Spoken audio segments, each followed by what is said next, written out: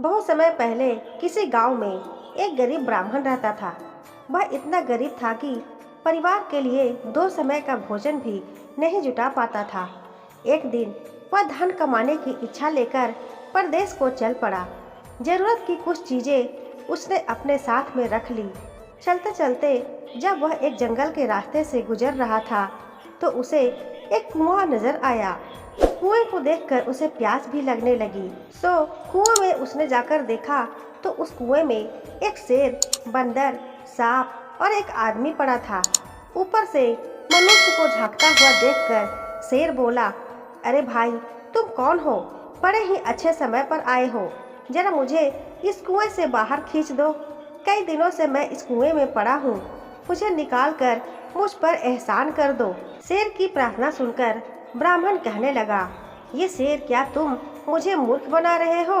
अगर मैंने तुम्हें बाहर निकाला तो तुम मुझे मारकर खा नहीं जाओगे। तुमको तो एक हिंसक पशु हो और स्वभाव से मेरे शत्रु हो। मैं तुम पर विश्वास नहीं कर सकता। शेर बोला, अरे भले आदमी, मैं खुद मुसीबत का मारा हूँ। मैं तुम्हें भला नुकसान क्यों पहुँचाऊँगा? तुम मुझसे बिना कारण ही डर रहे हो।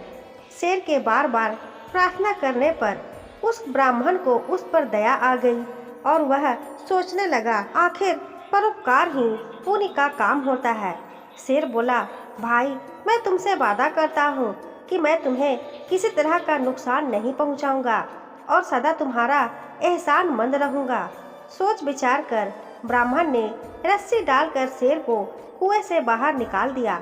कुएं से बाहर निकालने के बाद शेर ने ब्राह्मण को धन्यवाद दिया और बोला, मैं तुम्हारा यह उपकार कभी नहीं भूलूंगा।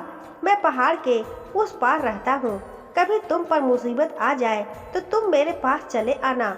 जितनी हो सके मैं तुम्हारी मदद जरूर करूँगा। इसके बाद कुएं के अंदर से बंदर की आवाज़ आती है। बंदर कहता है, भाई, मुझे भी कुएं से बाहर खींच दो। मैं भी तुम्हारा सदा ऋणी रहूँगा। ब्राह्मण ने रस्सी अंदर डाल दी। बंदर को भी बाहर निकाल दिया। बंदर ने भी उसे धन्यवाद दिया और कहा, मैं उस पहाड़ी के पीछे बागीचे में रहता हूँ। कभी तुम्हें मेरी जरूरत पड़े तो तुम मेरे पास चले आना। मैं तुम्हारी पूरी मदद करूँगा। इतना कहकर बंदर भी वहीं खड़ा हो गया। तभी अंदर से सांप ने आवाज़ लगाई, क्यों ब्राह्मण देवता, जिस तरह से आपने शेर और बंदर को बाहर निकाला है, मुझे भी बाहर निकालकर मुझ पर भी एक उपकार कर दो। तब ब्राह्मण बोला, ना बाबा ना, तुम तो एक सांप हो, कहीं मुझे काट लिया तो? सांप बोला, अरे भाई, कैसी बातें कर रहे हो? क्या कोई अपने मददगार को भी नुकसान पहुंचा सकता है? ब्राह्मण बोला, मैं तुम पर यकीन नहीं कर सकता। सर्पराज, सर्प ने बहुत ही विनती की कि देखो, तुम मुझे निकाल दो, मैं तुम्हें नहीं काटूंगा। ब्राह्मण ने सर्प को भी बाहर निकाल दिया। सर्प ने भी ब्राह्मण का खूब धन्यवाद किया। सर्प ने कहा, भाई, अगर तुम्हें कभी किसी मुसीबत का सामना करना पड़े तो तुम मुझे याद कर लेना। मैं उसी क्षण तुम्हारे पास आकर तुम्हारी सहायता करूंगा। ब्राह्मण ने कहा, ठीक है, ऐसा समय आएगा तो मैं तुम्हें जरूर याद करूंगा। तभी कुएं से एक आदमी की आवाज़ आती है। वो आदमी कहता है, अरे भाई, मुझे भी कुएं से बाहर निकाल दो। मैं तो तुम्हारा हमेशा ऋणी रहूंगा। ब्राह्मण उस आदमी को बाहर निकालने के लिए रस्सी डालता है तो सर्प कहता है, तुम इस आदमी की सहायता मत करो। यह तुम्हारी बिरादरी का जरूर है, पर बहुत बड़ा चोर आदमी है। बंदर और शेर ने सर्प की बात का समर्थन किया कि देखो भाई, अगर तुम इस आदमी की मदद करोगे तो तुम बहुत बड़ी मुसीबत में फंस जाओगे, क्योंकि यह आदमी बड़ा चोर है। इसकी मदद करेगा, यह उसी की जड़ काटता है। इतना कहकर शेर, बंदर और सर्प वहां से विदा लेकर चले गए। उनके जाने के बाद वह आदमी गिड़गिड़ा कर बोला, अरे भाई, तुमने शेर, बंदर और सांप की तो जान बचा ली, मेरे भी प्राण बचा लो। मैं तो तुम्हारी बिरादरी का हूँ। तब ब्राह्मण बोला, भाई, तुम्हारी निंदा तो ये जानवर भी कर रहे हैं। इससे लगता है कि तुम अच्छे आदमी नहीं हो। मैं तुम्हारी कोई मदद नहीं करूँगा। वह आदमी बोला, अरे भाई, तुम उन जानवरों की बात में ना आओ और मेरी मदद करो। वह आदमी बहुत रोया, चिल्लाया और गिड़गिड़ाया, तो ब्राह्मण को उस पर दया आ गया। ब्राह्मण ने सोचा, चलो निकाल ही देते हैं। ब्राह्मण ने उस आदमी को भी कुएं से बाहर निकाल दिया।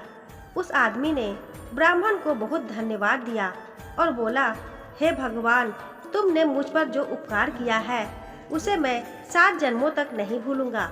फिर ब्राह्मण कहता है, अरे भाई, इसमें उपकार जैसी क्या बात है, इंसान ही इंसान के काम आता है। लेकिन तुम कौन हो? तब आदमी ब्राह्मण को अपना परिचय देता है।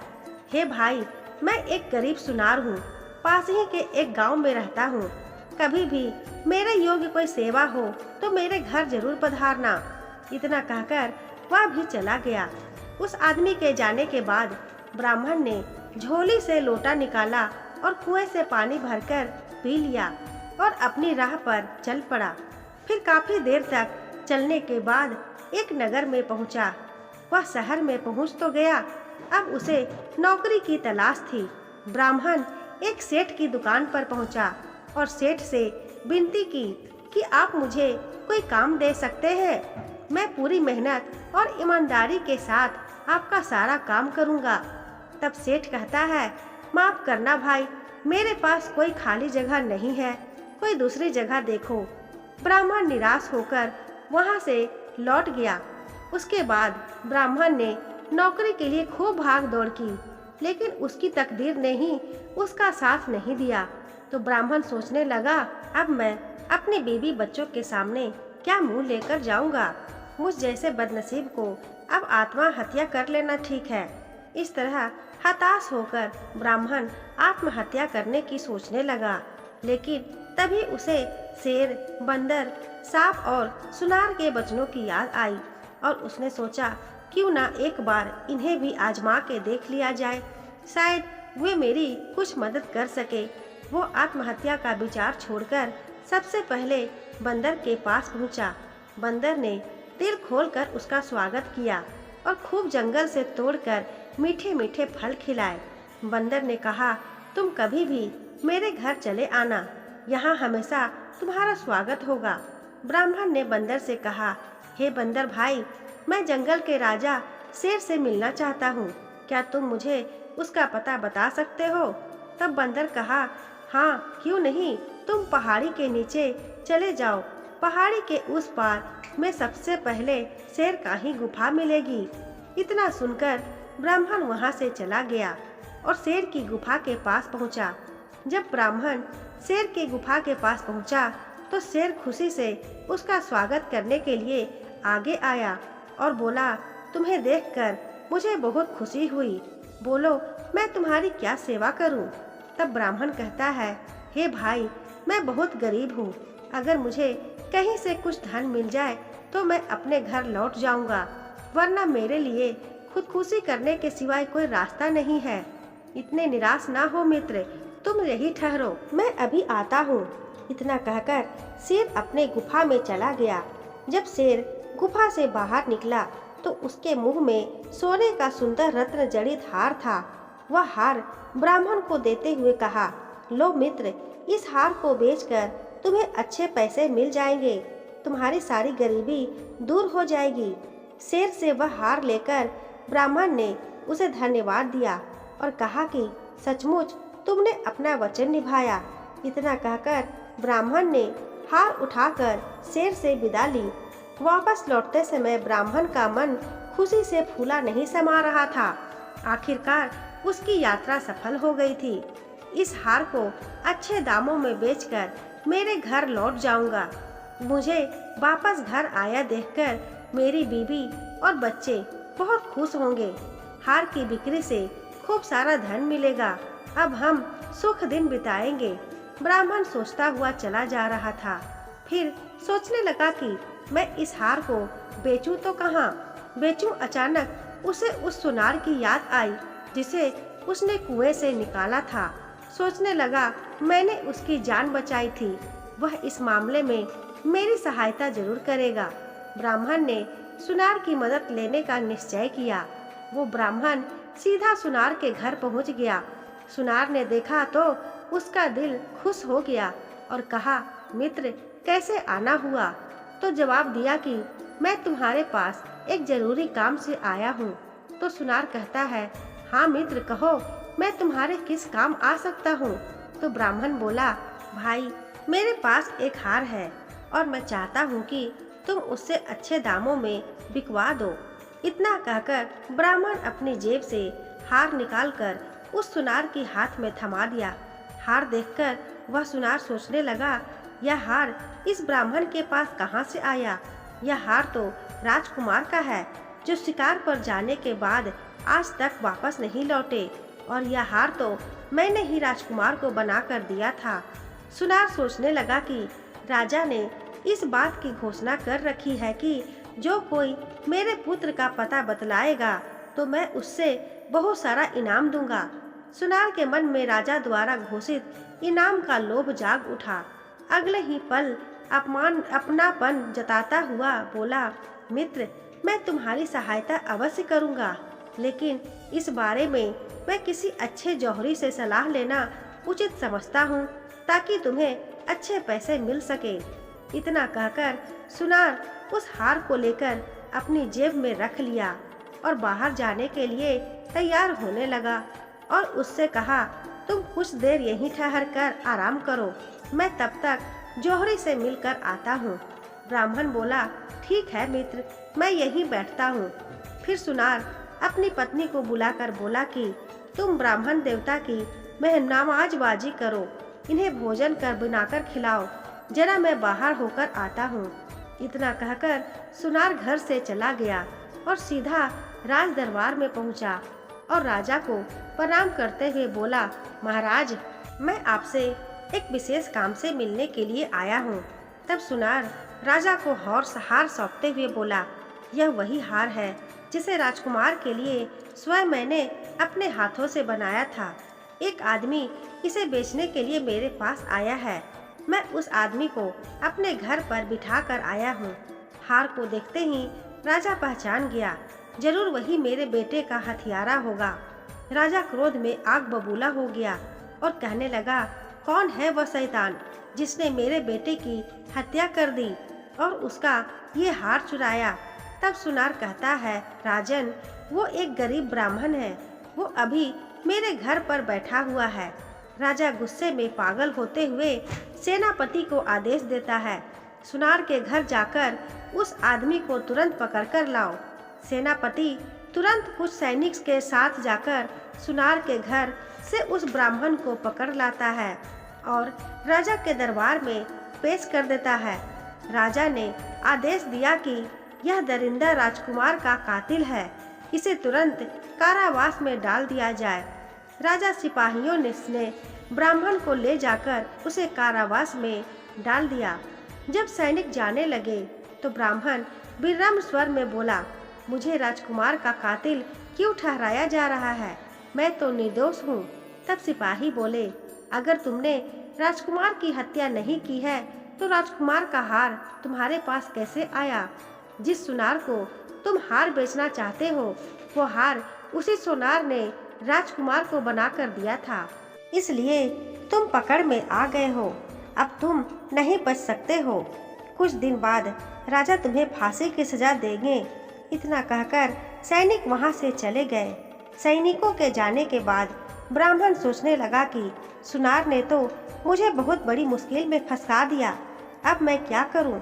इस नगर में तो मेरा कोई भी मददगार भी नहीं है। हे प्रभु, मेरी रक्षा करना। अगर मुझे फांसी हो गई तो मेरे बीवी बच्चों का क्या होगा? तभी अचानक ब्राह्मण को उस सांप की याद आ गई। अगले ही पल उसने सांप को याद किया। सांप उसके सामने प्रकट हो गया और कहने लगा, मित्र तुमने मुझे कैसे याद किया? मैं बहुत बड़ी मुसीबत में फंस गया हूँ।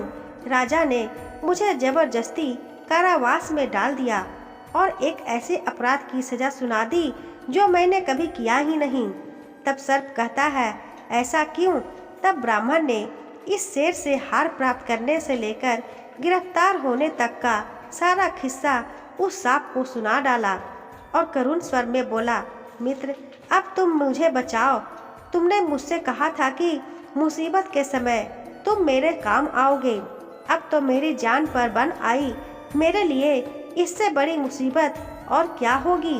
तब सर्प कहता है, मित्र, मैंने तुमसे पहले ही कहा था कि उस गुण चोर आदमी की सहायता मत करो, वो तुम्हारे लिए मुसीबत बन सकता है। कहते हैं, जो धन का अत्यंत लालची हो और पूर्व का बैरी हो और अनेक स्त्री और पुरुषों में मन लगाने वाला हो, चाहे स्त्री हो या पुरुष, इनसे चाहे कितनी भी गहरी यारी हो, ये तीन लोग हमेशा ही धोखा देते हैं। इन पर कभी आंखें बंद कर विश्वास नहीं करना। सर्प बोला, तुमने मुझे याद किया है तो मैं तुम्हारी सहायता अवश्य करूँगा। मुझे एक उपाय सूझा है। मैं चुपके से महारानी के कमरे में जाकर उसे डस लेता हूँ। मेरे जहर से महारानी बेहोश हो जाएगी, फिर चाहे कोई कितना भी प्रयत्न कर ले, वो होश में नहीं आ सकती। मेरे जहर का असर तब तक रहेगा जब तक तुम अपने हाथ से उसके माथे को नहीं छुओगे। तुम जैसे ही महारानी के माथे को छुओगे तो वह होश में आ जाएगी और राजा खुश होकर तुम्हें छोड़ देगा। राजा अपनी रानी से बहुत प्यार करता है, वह उसे जिंदा रखने के लिए कुछ भी कर सकता है। फिर सांप जेल की कोठरी से निकलकर रानी की कक्ष में पहुंच गया और अगले ही पल उसने रानी को डस लिया। रानी तुरंत उठ बैठी और चिल्ला पड़ी। सांप खिड़की के रास्ते से उसे डस कर चला गया। इधर महारानी चीखती हुई कक्ष में बेहोश होकर गिर पड़ी। राजा के सारे नौकर चाकर रानी को गिरता हुआ देखकर भाग खड़े हुए। रानी ने बता दिया कि मुझे सांप ने काट लिया है। तुरंत राजा को सूचित किया गया कि रानी को एक जहरीले सांप ने डस लिया है और महारानी बेहोश हो गई है। जल्दी ही उनके उपचार की व्यवस्था कीजिए। राजा तुरंत एक सेवक को बुलाकर राजवैद्य को बुलाया और राजवैद्य से राजा ने कहा, हे वैद्य, आज मेरी रानी को बचा लीजिए, इसे किसी सर्प ने डस लिया है। यदि मेरी रानी को कुछ हुआ तो मैं जीवित नहीं रहूंगा। वेदराज ने रानी की नब्ज देखकर कई तरह की औषधियाँ दी, लेकिन उनकी बेहोशी नहीं टूटी। तब वैदराज ने निराश होकर कहा, महारानी का उपचार अब मुझसे संभव नहीं हो सकेगा। महाराज, जिस सर्प ने इसे डसा है वह बहुत ही जहरीला है, मेरी कोई भी औषधि काम नहीं कर पा रही। वैदराज ने राजा को दिलासा देते हुए कहा, निराश मत होइए, अभी वक्त है, आप किसी अन्य वैद्य हकीम को बुला लीजिए, शायद उनके पास कोई ऐसी दवा हो जिससे रानी ठीक हो जाए। अगले ही पल राजा ने मंत्री को आदेश दिया, महामंत्री, फौरन यह ऐलान करवा दो कि जो भी महारानी का उपचार कर उन्हें ठीक करेगा उसे मुंह मांगा इनाम दिया जाएगा। राजा ने तुरंत पूरे राज्य में घोषणा करवा दी। राजा के आदेश का ऐलान होते ही कई वैद्य हकीम आए। महारानी को तरह तरह की औषधियाँ दी गई, लेकिन कोई लाभ नहीं हुआ। महारानी की बेहोशी वैसी ही वैसी बनी रही और सब वापस लौट चले। अब तो भगवान ही महारानी को बचा सकते हैं। वैद्य हकीम का निराशपूर्ण उत्तर सुनकर राजा का दिल टूट गया। वे मन ही मन घबराने लगे।